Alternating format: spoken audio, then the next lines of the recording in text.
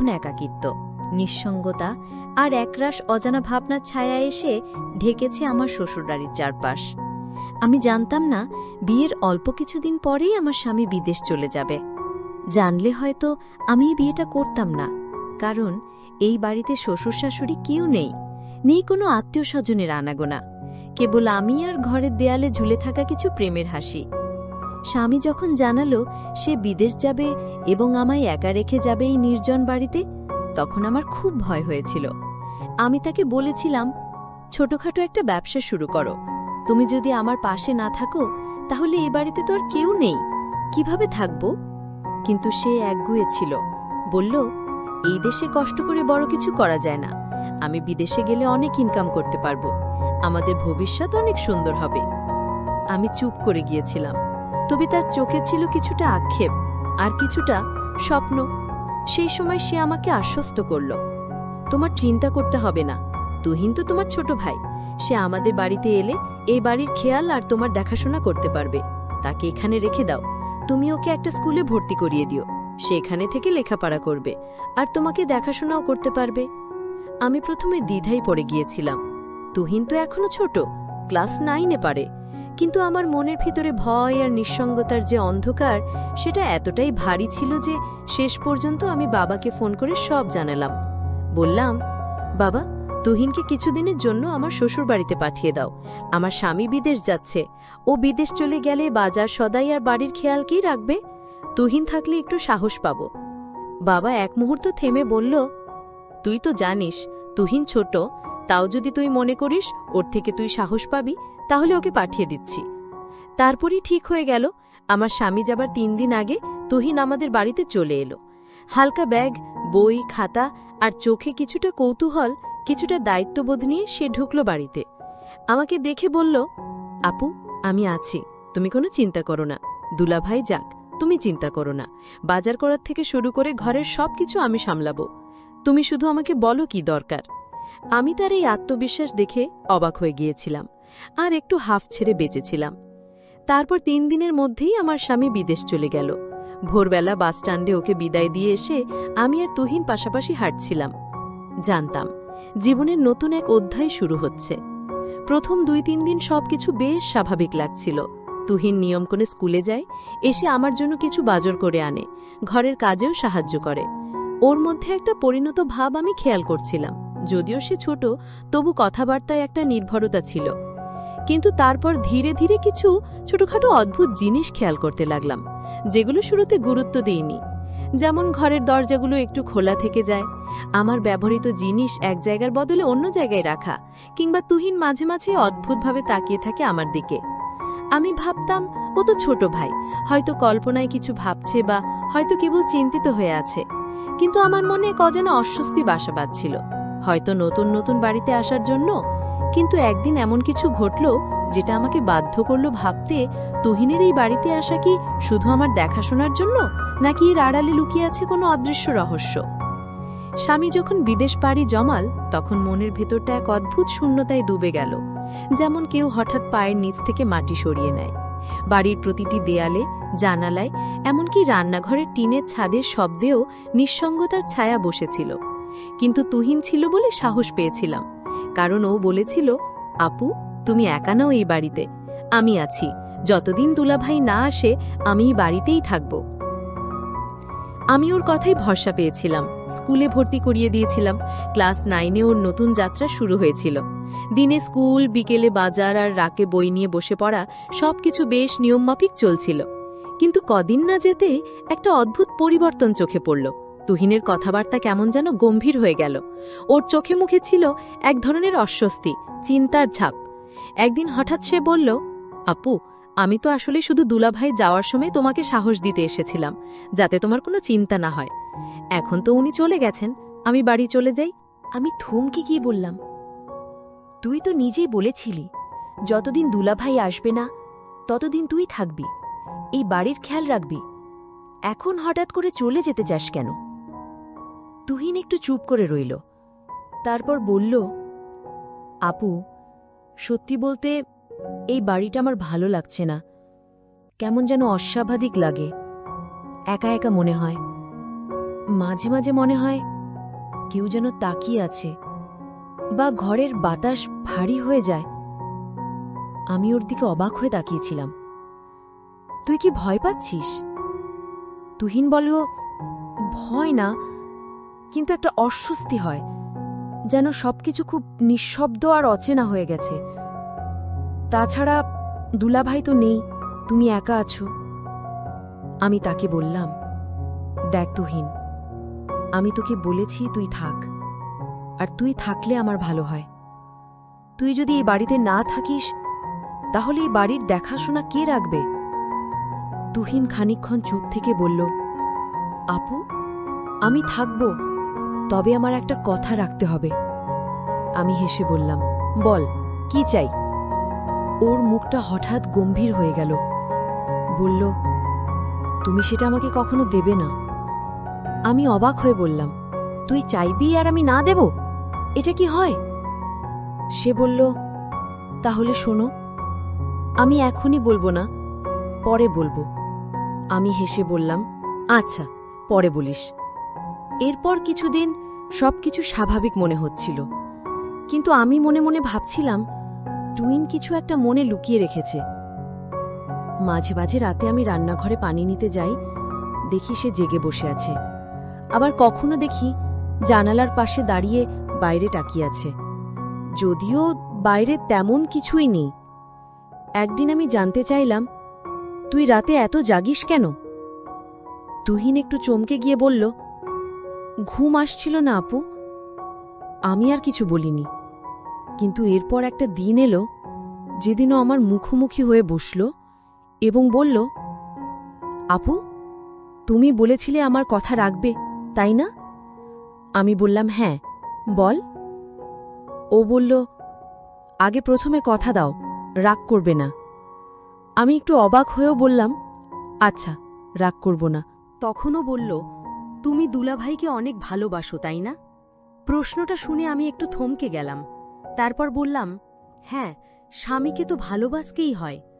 তুহিন মাথা নিচু করে বলল, আমি জানি তুমি আমাকে সবসময় একজন আপনজনের মতোই দেখো, কিন্তু আমি একাই এই বাড়িতে থাকতে থাকতে অনেক বিষয় নিয়ে দ্বিধায় পড়ে গেছি, যেগুলো হয়তো ঠিক না, কিন্তু আমি চাইলেও ধারণা থেকে নিজেকে সরাতে পারছি না। আমি গম্ভীরভাবে বললাম, তুই এখনই নিজেকে সামলে নে, তুই তো আমার ছোট ভাইয়ের মতো, আমাদের সম্পর্ক পবিত্র, তুই তো আমাকে ভুলভাবে ভাবতে পারিস না। তুহিন মাথা নিচু করে চোখ মুছল, বলল, আমি চেষ্টা করছি নিজেকে সামলাতে। মাঝে মাঝে দুলাভাইয়ের ঘরটা দেখে খুব শূন্য লাগে। আমি ওর পাশে বসে বললাম, দেখ তুহিন, আমাদের সম্পর্ক যেন সবসময় বিশ্বাস আর সম্মানের থাকে, এটাই সবচেয়ে জরুরি। সেদিন রাতটা সে নিজের ঘরে একা কাটালো। পরদিন আমি দেখলাম সে খুব নীরব হয়ে গেছে, স্কুলে গেলেও চুপচাপ, আমার সাথেও কম কথা বলে। বুঝতে পারছিলাম ওর মধ্যে একটা মানসিক দ্বন্দ্ব চলছে, কিন্তু আমি বুঝতে পারছিলাম না তার মানসিকতা কি।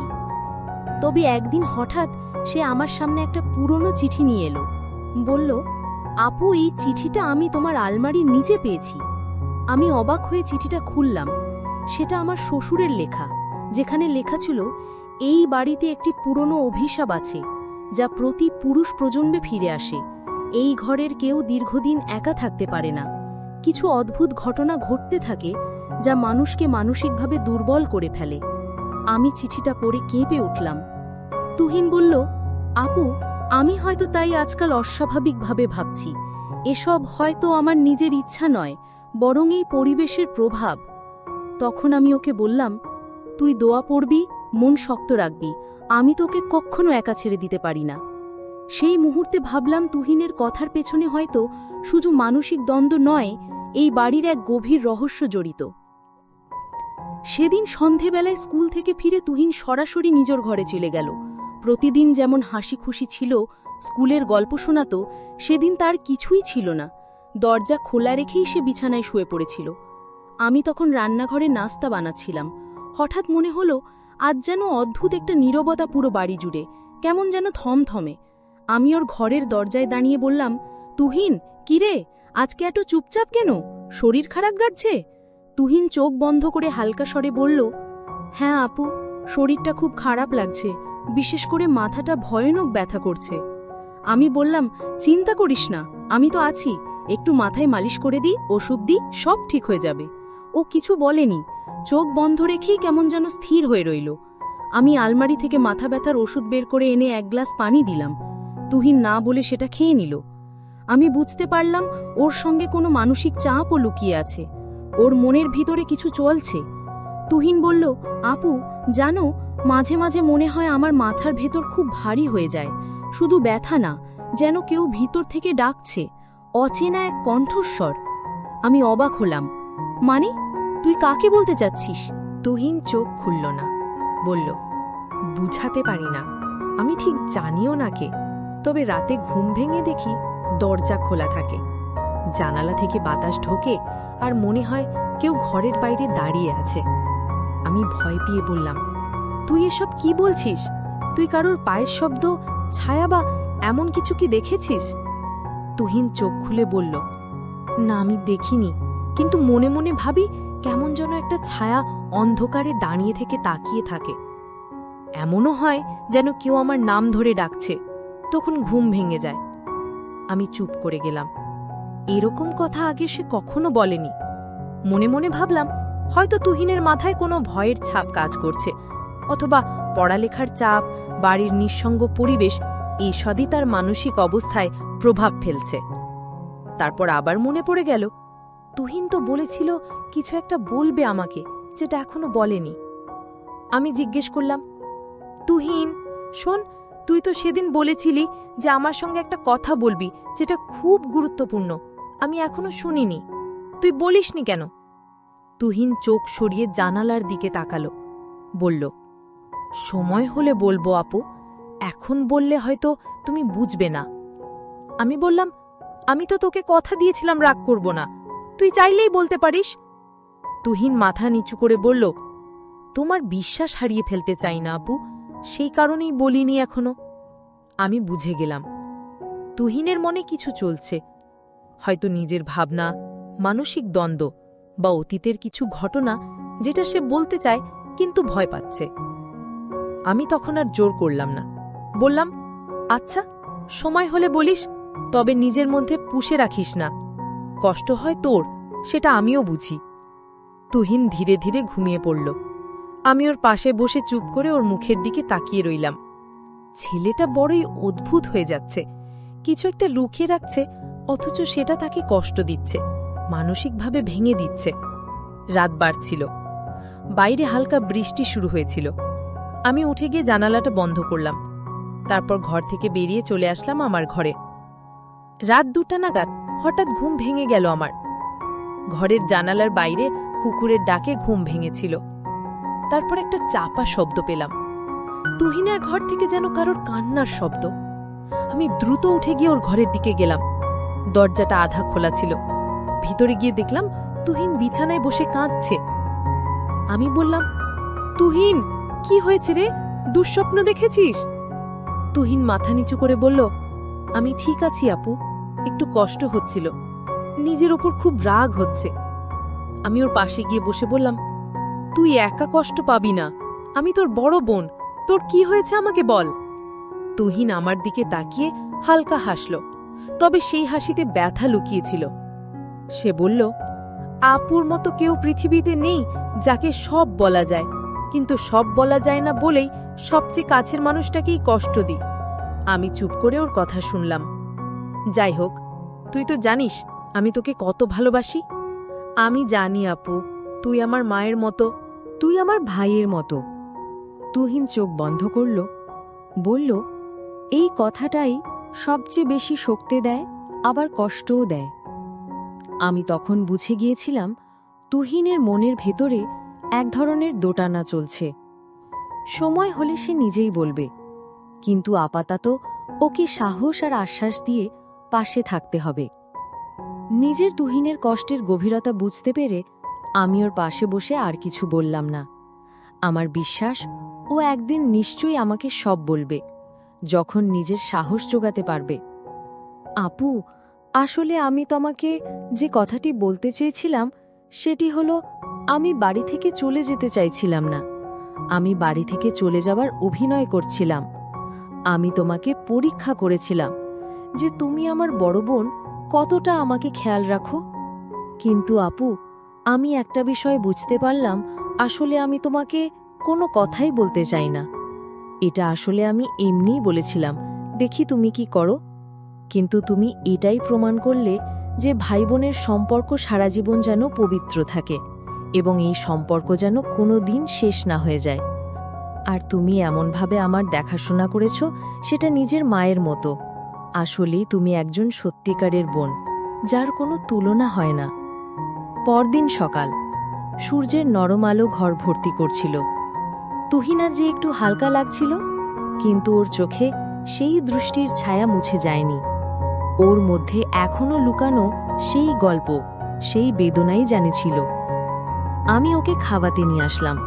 ওর প্রিয় প্যানকেক আর চায়ের কাপ হাতে দিয়েছিলাম। তুহিন ধীরে ধীরে খেতে লাগল। এভাবেই আমাদের গল্প শেষ হলো। এক ভাই বোনের অটুট বন্ধন, যেখানে ভালোবাসার বোঝাপড়াই ছিল সবচেয়ে বড় অস্ত্র। জীবনের যে কোনো ঝড়কে আমরা একসাথে মোকাবিলা করব, কারণ আমরা পরিবার। বন্ধুরা, আজকের গল্পটি এখানেই শেষ করলাম। যদি গল্পটি ভালো লাগে তাহলে অবশ্যই আমার চ্যানেলটিকে সাবস্ক্রাইব করে পাশে থাকবেন। ধন্যবাদ।